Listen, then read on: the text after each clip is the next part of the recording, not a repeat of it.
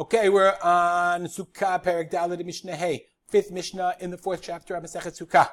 So now we talk about Mitzvah Aravah, because we learned before in the last couple of Mishnayot, we said Aravah Shiva, that they would do the Aravah 7 days. So what exactly, we know the Lulav, what we do the Na'anuim, but what did they do in the Aravah? The only thing we're familiar with in the Aravah is what we do on Hoshana Rabbah. We take the Aravah and smack it in the ground. But that's not the Aravah that was described in the Halacha L'Moshe Misinai. We've learned before that it was Halacha L'Moshe Misinai. So what did they do? Says the Mishnah, Mitzvat Aravah Ketzad. What is the mitzvah of Aravah? So the Mishnah says the following, Makom haya lemata Yerushalayim. There's a place below Yerushalayim, v'nikra motza, and it was called motza. Which motza is this? You guessed it. It's the same motza that you know when you drive up to Yerushalayim. This is just Google Maps.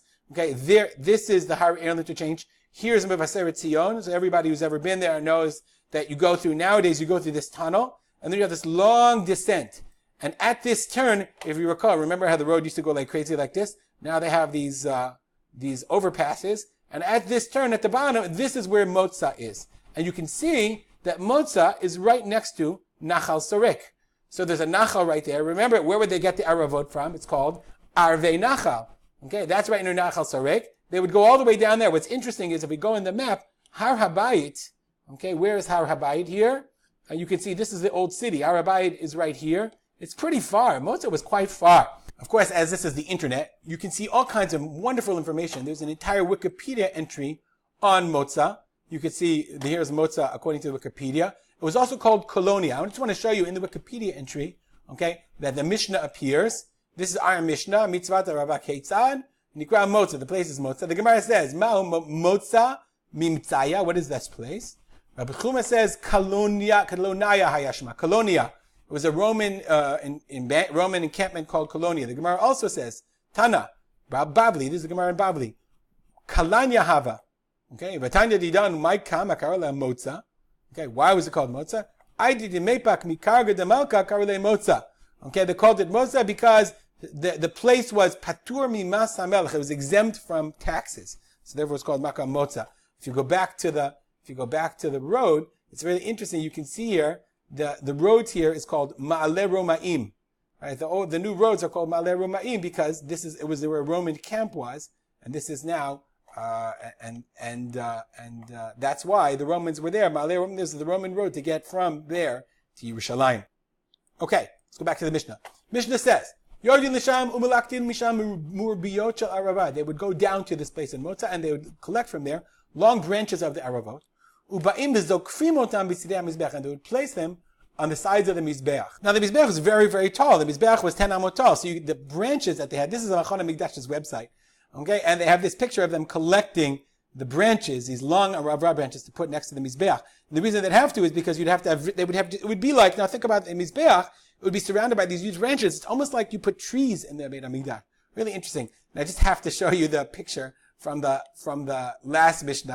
I just saw it now. You can see them like, carrying and throwing down the lulavim. And it's so nice how they're all so orderly and it's so organized. But remember the Mishnah that we learned, the last Mishnah, wasn't as orderly, as nice as that. Anyway, so they would stand them up at Tzidei HaMizbeach, v'rashem kfufim al gabei HaMizbeach, and the heads of the branches were kfufim, were leaning in over the Mizbeach. So it was almost like you built this sort of forest in the Beit HaMikdash. Really, really fascinating.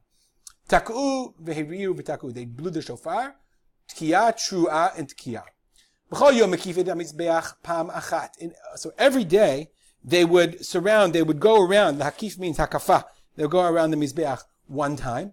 V'omrim ana Hashem hoshiana, ana Hashem hatzlichana. They would say ana Hashem hoshiana, and ana Hashem hatzlichana. The Gemara says, the Kati says that only the Kohanim would go around the mizbeach. Okay, because no Yisraelim were allowed to go between the Mizbeach and the Heichal. Let's get a picture of the Beit HaMikdash. Here's a picture of the Beit HaMikdash. So this was called the Ezra Kohanim. Remember, this is the Ezra Nashim. So they had to go around the Mizbeach. So Yisraelim could enter. Okay, they were allowed to walk in here into Ezra Yisrael and watch, but they couldn't go around because Bein HaUlam BaMizbeach, only Kohanim were allowed to walk here. Let's go back to our Mishnah. They said Hashem Zichana. Rabbi Yehuda says, Anivaho Hoshiana. They said these words called Anivaho Hoshiana. What does it mean, Anivaho?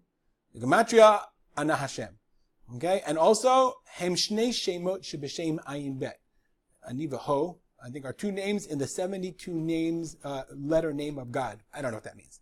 Perush Acher, Anivaho, Misha Ani, me, I, Vahu, B'tzara, and he which is in trouble. Ani, me, and anyone else in trouble?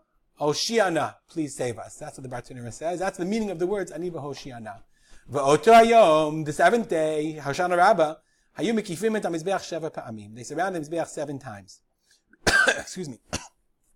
B'shat p'tiratan, when they were done, when they would leave, Mayin Omrin, they would say, Yofi lach mizbeach, Yofi lach mizbeach. How nice are you, the mizbeach? How nice are you, mizbeach? It's beautiful.